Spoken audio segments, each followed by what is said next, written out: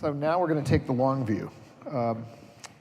So the title of this panel is Vision Industry 2020 to 2050. That's way in the future. And our panelists are Rodney Brooks, Tom Kochman, and Andrew McAfee. And why don't I give you the floor first, Rod? Oh, thanks, John. So I'm going to talk fairly briefly. I want to start by saying, we've heard a lot about AI today, and I think it's actually been a good meeting because people have been more realistic about the future of AI than in many meetings. But I want to say a few words about the future of AI. I think a lot of people are confused about how powerful AI is right now, how many jobs it could take, what sort of jobs it could take, et cetera, because they make some fundamental errors in understanding AI. We've heard about the word suitcase words today, and I think people have gotten very confused about what, I've had VCs say, but does your robot learn? Oh, it learns, that's great, it learns. But, Andy and I both live in Cambridgeport near here, and we both had to learn how to navigate around a maze of one-way streets, right, which is a very different experience from learning how to use chopsticks, which is a very different experience from learning ancient Latin, which I once did. But just because we've got one sort of machine learning doesn't mean we've got broad coverage machine learning. A second thing I think people make mistakes about is that we have good models of when we hear a human performing some task, we know how to generalize that to what sort of competence they have, whereas we don't know that with AI algorithms. So Antonio was showing pictures of people carrying umbrellas in the rain, and out of those sorts of training sets, you can expect Google or Fei-Fei Li from Stanford, now Google, have their system look at an image of people and give it a label, people carrying umbrellas in the rain. Now, if a person does that, you would expect to be able to ask them, for instance, well, what does it mean in Japan when people are carrying umbrellas in the sun? What is rain? Do people get wet when it rains? What are people? Can raccoons carry umbrellas? You'd expect a person to be able to answer all those questions, but these systems can't answer any of them. And the third thing I'll just say, I think people overestimate, and this gets to the topic of industry 2020 to 2050, people overestimate how quickly top-down ideas will trickle out into manufacturing. I was recently, first I'll tell you, because we just had a legal panel. In Europe, the legal standard for industrial equipment is under the machine directive. And according to the machine directive, any safety critical code in an industrial machine in Europe can neither use pointers nor stacks. You're not allowed to use them. So this AI stuff, forget it. It isn't going to get there into those safety critical systems. Wow. Lastly, industry today is based on automation is based on programmable logic controllers, PLCs, invented in Bedford, Massachusetts in 1967. And what they do, PLCs, is emulate electromagnetic relays. You may remember them from early physics classes, an electromagnet pulling down a piece of metal and making a contact. They emulate those. And for a while, after 1967, they started emulating the 24-volt wires with an RS-486 character-based standard.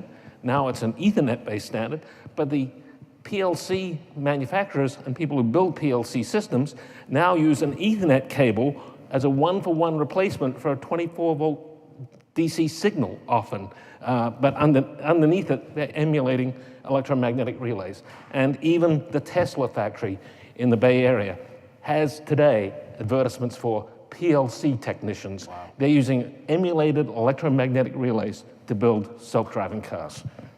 Thank you. Good. Thanks. Good afternoon. Well, I'm going to shift the debate because I think that's what we're really here to do, and that is to ask, how can we gain some control over technology and the future of work so that we're all better off 20 years from now? And I believe that we've heard a lot about the need to be a more inclusive society, a need to use technology more effectively, but we haven't really yet engaged the strategies that need to be put in place to do so. So I'm going to suggest 4 things that I believe if we do these things, then in 20 or 30 years, and indeed not even that long, we will all be better off. We will use technology more effectively, we will be more productive, and we will have better work with a whole variety of different jobs. And it starts by redefining who makes these decisions. Let's think about what problems we're trying to solve. Let me make it concrete. I think driverless cars are a silly idea. Who wants driverless cars? We want a safe, we want an efficient, we want a more accessible transportation system that augments the work that humans do behind the wheel. And maybe that will eliminate them completely, but maybe it won't. And if we think about defining it from a societal standpoint, from the stakeholders who really have a stake in this, that is the users, maybe even the drivers, and I'll come to that in a moment, then we can start to think creatively about how to augment the technology and augment the work effectively. That's point number 1. Point number 2 is we tend to think about technology and then we worry about the workforce. That's the wrong approach. That will never get this problem addressed. We need to integrate the design of work systems and the design of technology at the same time and make them simultaneous choices and decisions. Let me give you an example. In the auto industry a long time ago, General Motors was getting beaten up by Toyota, and they said, we'll solve that problem, we'll automate. We spent $50 billion at General Motors, and they still were the high-cost producer. Why? Because they didn't listen to the workforce about how to improve the operations, how to bring technology in, how to make those robotics and all the advanced manufacturing processes really more efficient. Toyota took that approach and they continued to have the highest productivity and the highest quality. That's an old example, but I've seen it in healthcare. I've seen it now in the airline industry where we overinvest because we don't let workers give wisdom to these machines. If we make that our second principle, I think we will make progress. The third is, you've heard a lot about training. Well, I do a lot of work on workforce development. And one thing we've learned over the years is you have to train on a lifelong basis before the crisis. Those same auto workers who were trained to engage in quality control and teamwork, flexible work systems, a design of a work system that made sense, could then integrate that technology effectively and really make it sing to produce high-quality cars at low cost. But they couldn't do it under stress by seeing the technology coming in and then thinking they're going to get displaced. It's too late to retrain at that stage.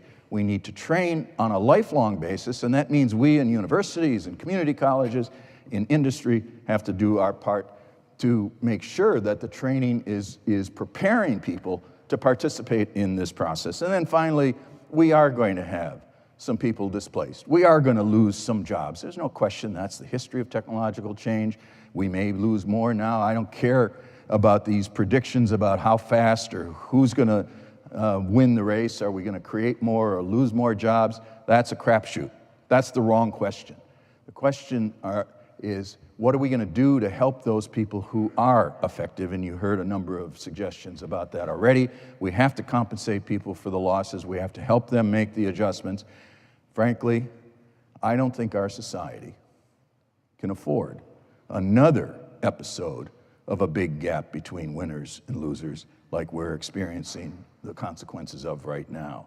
If we deal fairly with those people who are affected negatively, then I think we will make progress. If we follow these 4 principles and start now, we will control the future of technology in a way that does produce a more shared prosperity and reduce some of the problems that we're experiencing right now. If we let it to the technologists alone, we'll replicate the winners and the losers.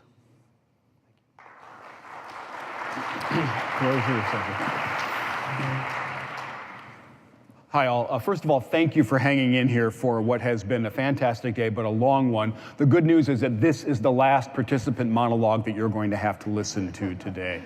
I want to take advantage of this panel about Industry 2020 to 2050 to tell you what the 3 most common questions I hear are about the future of industries, the future of economies, the future of competition, and what my personal answers to those are. The first question that I hear a lot is, has our economy been hijacked? You can look at the gap between rich and poor. You can look at the fact that we've got these really powerful, dominant companies. You can look at the fact that some people are just doing just extraordinarily well. And there's a line of thought out there that says our economy has been hijacked. It's been taken over by the financiers. It's been financialized. And we got to take our economy back. There's probably more than none of that going on. But I think what's going on is that our economy is just changing. It's going through structural transformation brought on by the tectonic forces of tech progress and globalization. And that does a good job of accounting for all, I think, most, if not all, of the changes that we're seeing. For example, it is the case that more and more industries are becoming more and more concentrated in the US. It's also the case that most industries are becoming more and more concentrated around the world. And if the phenomena that we're seeing is a global phenomenon, it's a little harder for me to believe that the plutocrats have hijacked every economy around the world. So I'm much more on the side of structural change as opposed to hijacking of the economy.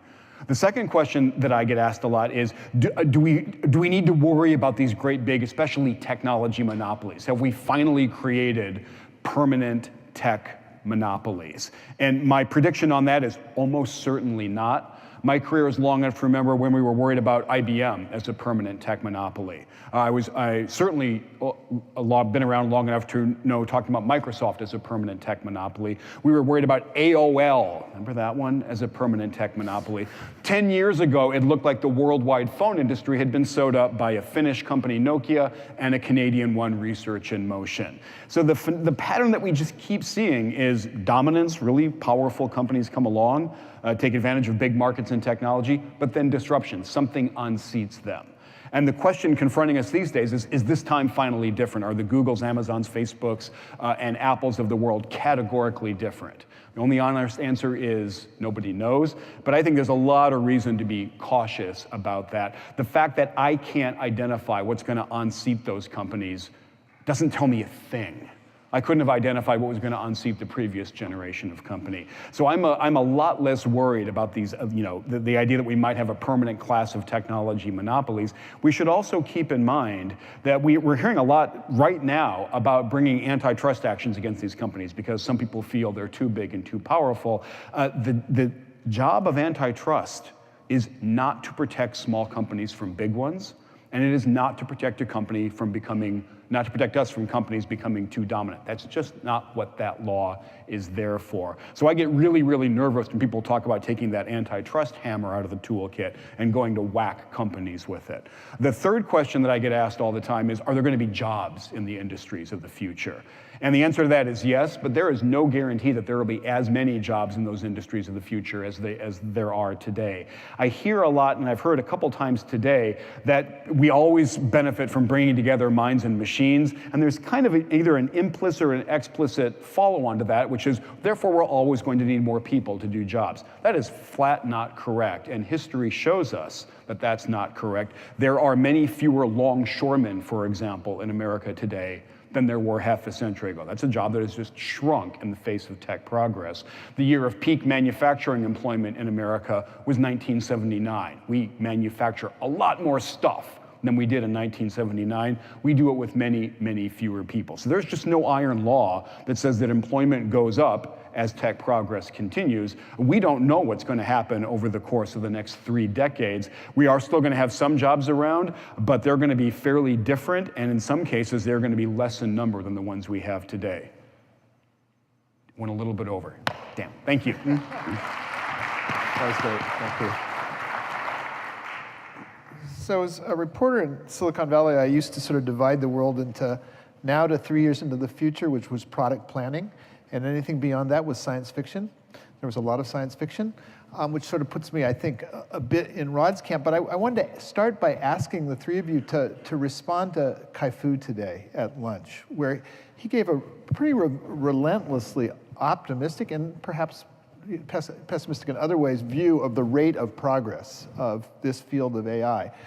I mean, are you on board? To what extent are you guys on? Well, and the second part of that question, it also was evocative to me, and just in the sense that it had on the audience of, I guess you're all old enough to remember the Japanese 5th generation and what a potential threat it was to our computer industry. So could you respond to what Kai-Fu said today if you heard it? Let's ask the AI guy first. Well, first, remember, Kai-Fu got his venture capital fund in China. His job is to be optimistic. And remember that there are a lot of people in China, a vast number of people in China. And the metrics he pointed out, are going up in China. I don't know whether Kai-Fu's still here or not, but I was, a little taken aback by many of the things he talked about. Well, we give up privacy in China. We give up this, we give up that. At least in the US, we'd like to believe we don't give up privacy. That may not be true, but we like to believe we don't. There is a tremendous amount, and he also very conveniently sort of skipped over ripping off IP, where he said, well, we weren't ripping off IP, no, but we learned how to do things. The Chinese companies do learn how to do things. I've spent many hours in the last month being deposed by lawyers over total IP ripoff. I mean, down to the point of stealing tooling for physical devices in China. So there's a lot of lawlessness there too, which, the barrier around that is that US companies and European companies can only fight back by fighting on the edges as it comes out of China. So he has a very rosy view. I have a much more sanguine view of what's going on. There is a battle going on, there is a fight, and the US for the last, I don't know how many decades, it says, we don't do industrial policy here. China does industrial policy with daggers out, and that tells you where it's going to go long term. Tom, did you have a? Well, let me, Rodney has to fight the IP battles. I got thrown out of China for trying to teach about conflict management at the workplace.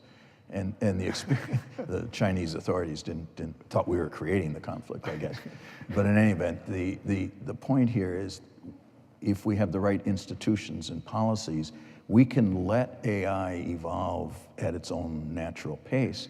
But I think, to reinforce what Rod just said, the difference between China, which doesn't want to recognize any democratic rights and wants to suppress all of the different voices and the different institutions.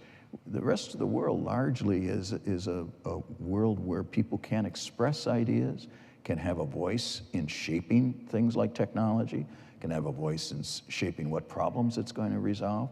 And if we have institutions that allow people to engage with AI and bring the different stakeholders together so that the technologists talk to the social scientists, and so that the CEOs talk to their workers and talk to their customers and hear about the real needs in their communities, then we will shape AI, and I think we will probably even maybe accelerate. I can't say accelerate the technological frontier, but accelerate the acceptance of it and the use of it to address big problems in society. That's the vision that I think is available to us. And that's why it's so great to be in an environment where people are now recognizing that. That's what this conference is all about. How do we get some control over the use of it? I don't mean limiting it, regulating it, discouraging it, channeling it in its most productive ways. The impression that I get when I listen to people at events like this, when I talk to folk like Rob, is that we're getting really good, and I don't know if exponential is the right adjective or not, but we're making very fast progress on some pretty long-standing, pretty well-defined problems in the domain of artificial intelligence. Recognize images, understand human speech, play Go at a high level. The fact that we're making progress on all those, to me, is existentially insignificant. And it pains me to agree categorically with Rod Brooks, but one of the areas where he and I are in violent agreement is that the silliness around the singularity is exactly that. It's just silly. But the progress that we're making is clearly economically significant. And the fact that most of the time when I talk to my phone these days, there is no other person there, and I'm not insane. I'm actually dictating with very, very high accuracy rates. That's already economically significant. It's going to be much more economically significant. There are a lot of people whose job it is to listen to what another person wants and try to give that to them. Those jobs are going to be confronted by a lot more automation very quickly. Yeah, understood. Understood. So we're at this juncture. I mean, none of you are semiconductor guys, but let me pose a situation. We've lived off of Moore's Law for 5 or 6 decades. There's now an active debate in Silicon Valley over whether Moore's Law is in abeyance at this point. And you know, the most interesting, there's all kinds of data you can cite, but there is a school of thought that the cost per transistor has stopped falling, and it hasn't fallen for a long time. Intel hasn't turned the crank in TikTok for a while. So if, in fact, the AI revolution has been riding on this free ride of, you know, falling cost of computing and some good ideas from the 1980s, and all of a sudden we're at a plateau, how would it look different? Yeah, Silicon Valley in general, not just AI, has been riding on Moore's Law. And Moore's Law fundamentally works on the idea that, you know, is there a C-sale cup on the table? Take away half of them. Is there a C-sale cup on the table? The answer is still the same. It's only when you get down to 1 or about 20 atoms, which is where we are now in the silicon size, that it doesn't work anymore. So Moore's Law is coming to an end from what is classically driven. I happen to think that that's the greatest thing that's happened to computer architecture for 50 years. Because for 50 years, everyone knew exactly what was going to happen 2 years, 4 years from now, and they couldn't afford to experiment. Now you see new players like NVIDIA with different architectures coming about, being driven by AI problems, because they don't have to go lockstep in that old design. Although I have to tell you a story at this juncture that I think is hilarious. There is a company that is a competitor to NVIDIA, and this is the notion of these new architectures got new problems. It's called GraphCore. And GraphCore is in Bristol, and people I know who've looked at it have gone, holy shit, this is just like the CM1. So, I mean, we may still be making progress off of old architectures. They were just too early. But I think you've already answered your own question. We're seeing really recent examples of what I think are a pretty striking process at the same time when, if you're right, Intel has not been able to increase the cost per transistor of its chips. So we're in this fallow period at that level, and in a very exciting period at another level. I have a lot of faith that the different geeks around the Moore's Law industries are going to keep innovating, whether or not they do it at the coffee cup level, in ways that are going to continue to give us all kinds of amazing progress. So we're talking, if we're talking a decade to 3 decades out, how much are we at the mercy of Hollywood in terms of shaping our views of the way tech? Now, I mean, I believe Rod Brooks once told me that you got into this business after seeing a Hollywood movie. Isn't that sort of proof of the fact that it does have an effect on the world? I can't tell you how many people I've run into who saw the movie Space Odyssey and decided to go into AI. I believe Rod is sort of... I was already trying to build intelligent machines, but 2001, I was 13 years old or something, validated for me that there was stuff out there, and I just fell in love with how, it was a murdering psychopath, but apart from that, it was great. You weren't alone. There were, it was a generation of young men. But I think Hollywood movies, Hollywood movie style thinking leads us astray, and Hollywood movie style thinking says we've got the world just as it is, and then we put some super technology in it. But super technology in real life doesn't come from nothing. It gradually builds up, and so you learn about the technology and adapt to it along the way. And a lot of the Hollywood movie plots are, we haven't adapted the technology, which apart from aliens arriving, doesn't really make sense. So, Andrew, technology versus culture, I mean, what's driving us? I mean, is it interactive or? Yeah, sure, it's always interactive. I'm a lot more worried about prominent voices outside Hollywood scaremongering and fear-mongering than I am. Hollywood's job is to tell us really compelling stories. These prominent voices, I would wish that they would be a little more grounded or reasoned about some of the things that they're saying. Now, are you, without naming names, are you talking about Elon Musk and Stephen Hawking and Bill Gates? Those are names. Yeah, but so it's technologists. It's actually the community that you're worried about. None of those three is an AI researcher. When I talk to AI researchers, not just Rod Brooks, I'm going to channel Andrew Ng here, who has made a lot of the advances in the field. He's had not just a front row seat, he's been on the pitch. He says worrying about big scary AI and killer robots is like worrying about overpopulation on Mars. We are spending way too much time on this sophomore dorm room BS topic. Did I say that strongly enough? Elon also said that he wanted to die on Mars, just not on impact, which I thought was one of his. Let rich guys go spend their money to colonize Mars. Awesome, go do that. Just stop with the killer robots. Yeah. Well, so is Yeah, there? it's getting late in the day. We're just letting loose. You also seem to have a grounded sense. Why does this field tend to overpromise? Do you have a sense of what?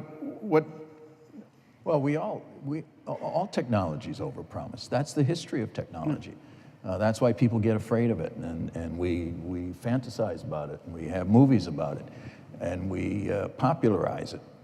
But when you look at how it's being used on the ground, and you look at how people are embracing it as users of technology, that's where the innovation, the continuous innovation comes from.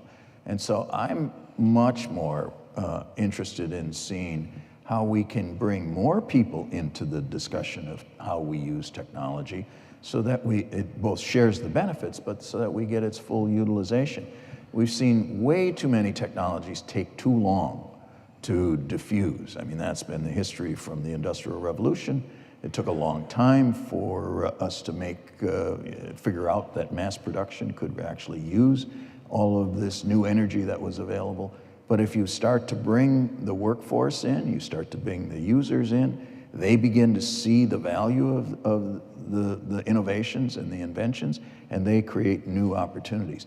That's how our laptops have freed up many of us up to do some parts of our work and other people to do some of the work. But then we see all kinds of new applications and new innovations and new developments, particularly from young people. So I would look not to the Elon Musks and those characters. Yeah, they're important. I would look to the next generation. If we educate them to be facile with the use of technology and to give them the opportunities to be creative, that's where the real value, and that's where we'll see the diffusion and the better utilization of all this wonderful stuff. And I'd like to build on what Tom just said there in a way. I left my smartphone behind stage, but how many people, have to go and take a course on how to use a smartphone? Right. Smartphones teach you how to use them. Right. They come in at just the level where most people are, and then they teach you how to use them. And so people are using these powerful machines without having to do training, which is exactly the opposite of how people in industrial equipment think about it. Oh, this is a complicated machine, there's going to have to be training. I think that we should look for those models where the machines teach the users and teach the people how to make use of them and be more productive. And that's getting that blending of people and machines by being open to the user, to the factory floor user, being open to it and encouraging it is the way that we're going to make progress. Go to the Midwest, where there are a lot of people who worked in industry and who came off farms, and you'll find in every garage a bunch of tinkerers. People who will take machinery and they'll fix it and they'll modify it and they'll make it a more fancy motorcycle, maybe a more powerful one, or they'll find new uses for all of this stuff, or they'll create what some people are now talking about fab labs. That's a very decentralized manufacturing. They'll use old technology to match with new technology because they're very practical. That's the kind of innovative spirit that we haven't fully tapped yet. And I think if we learn to tap that kind of spirit from people who have practical problems to solve and see this stuff, whether it's a smartphone or an AI system or some robotics or advanced manufacturing, that's where the growth and that's where the creativity comes from. And partially that requires a cultural change in some of the companies. So I'm putting robots in factories that are meant for ordinary factory workers to be able to train for tasks. Some companies want to put passwords on them so the factory workers can't touch them. Instead of encouraging other companies, smaller companies tend to say, who wants to be in charge? And someone steps up who maybe only has a high school education, steps up, becomes in charge, and becomes the expert. And that's a change in how you think about it. Those two different cultures, do you understand why one might be one side of that divide and the other? Is there an easy explanation for why they take? No easy explanation. Okay. Just listen to them, give them some power. Workers have been beaten down in this society, both economically, as we've seen with the numbers, and we all have those same numbers. But our institutions, we don't have a voice at work anymore. What used to be unions are essentially powerless today. So we got to create the next generation of opportunities for workers to have a voice. And I don't mean necessarily in the old ways, but to listen to the workforce and listen to the communities and listen to the spouses who have a problem in their house that they want fixed. And the husband who might have some skills will then figure it out. Yeah. Go ahead. And maybe both ways. Maybe both ways. That's right. I'm sorry. Well, one of the interesting distinctions that Eric and I came across when we were writing our book was between companies where management, where the formal hierarchy of the company thinks that one of their really important jobs is to gatekeep the good ideas and to be the guardians or the judges of what's a good idea or not. When we talk to companies, the ones that I really respect, we saw over and over again managers trying hard to get out of that business and doing things like not putting passwords on Baxters and giving people access to stuff and trying to, for example, say, okay, that might be a good idea. Can you go run an experiment and give that back to me? My job is not to arbitrarily assess your idea and tell you whether or not you can go ahead with it. And that shift is I think it's in its early stages. I think most managers have come up in a world where they think their job is to pass judgment on ideas that come up the hierarchy. I think it's going to be a sharp differentiator between successful companies and unsuccessful ones. So to your point about sort of re-enfranchising workers, if increasingly people are coming to the workplace through these what are called talent platforms, these things, these systems that hire people through the Right. Ubers and the what have you. I mean, can you see a way forward where workers can participate in a more meaningful way when they're actually being atomized? Well, I think that's a big problem. We've separated, it used to be if somebody in Los Angeles had a job opening, they put an ad in the Los Angeles Times and somebody came and they went to work. Well, obviously those days are over. You have all these intermediary staffing organizations, and we've got a project with a PhD student that shows the number of different organizations that touch the person before she or he ever gets hired. That's a travesty because that's productivity lost. But let me give you the concrete example of how we can use these platforms and benefit from them and how workers are benefiting. Do the experiment, those of you who live here in Boston, do the experiment and go on, you've got your Uber app, there's something called Fasten, like fasten your seatbelt, a competitor. Go on, get the Fasten. I don't have any stock, I don't have any stake in this. Get Fasten's app, use it sometime, ask the driver, they all have Uber, Lyft, and Fasten on their phones. What's the difference?